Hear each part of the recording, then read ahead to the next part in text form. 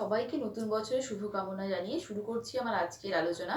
আমার আজকের আলোচনার বিষয় হলো মেটাফিজিক্স। চলো তাহলে আলোচনা শুরু করা যাক।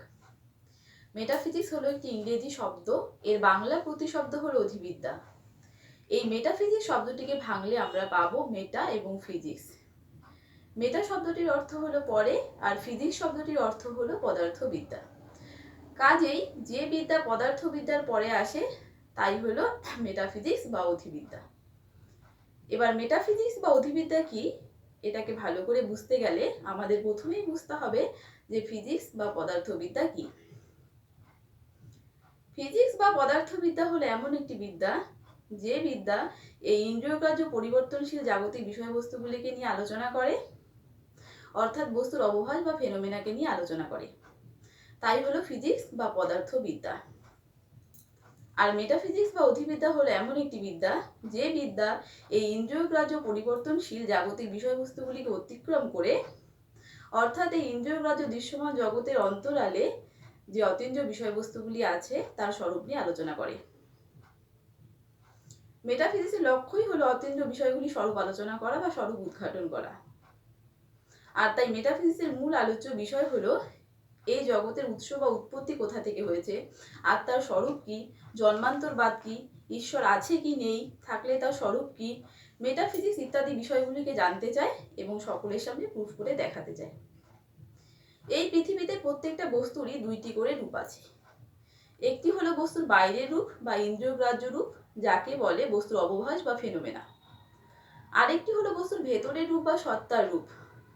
বস্তুর এই ভেতরের রূপ বা সত্তার রূপ ইন্দ্রিয়গ্রাহ্য বিষয় নয়, এটি হলো অতীন্দ্রিয় বিষয়। বস্তুর অবভাস এবং বস্তুর স্বরূপ এই দুটির পার্থক্যের ভিত্তিতেই অধিবিদ্যার আলোচনা শুরু হয়েছে। এই জগৎ এবং জগতের প্রত্যেকটি বস্তু হলো পরিবর্তনশীল, এদের উৎপত্তি আছে আবার বিনাশও আছে, অর্থাৎ এরা পরিবর্তনশীল অনিত্য বস্তু। আর এই পরিবর্তনশীল অনিত্য বস্তু কখনোই সত্য হতে পারে না।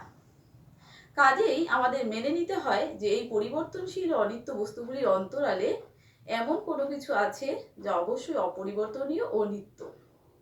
আর এই অপরিবর্তনীয় ও নিত্য বিষয়টিকেই বলে বস্তু স্বরূপ বা সত্তা। বস্তুর এই স্বরূপ বা সত্তাটি হলো একমাত্র সত্য, তবে এটি ইন্দ্রিয়গ্রাহ্য বিষয় নয়, এটি হলো অতীন্দ্রিয় বিষয়। তবে এটি অতীন্দ্রিয় বিষয় হলেও এটিকে অস্বীকার করার কোনো উপায় নেই, কেননা এটিকে অস্বীকার করলে আমরা কখনোই বস্তুর পরিবর্তন ও অনিত্যতাকে ব্যাখ্যা করতে পারবো না। যেমন ইন্দ্রিয় প্রত্যক্ষে আমরা পরিবর্তনশীল বিভিন্ন গুণগুলিকে পাই, আর এই পরিবর্তনশীল গুণগুলির আধার বা আশ্রয়স্থল রূপে কোনো অপরিবর্তনীয় অতীন্দ্রিয় তত্ত্ব বা সত্তাটিকে মেনে নিতে হয়।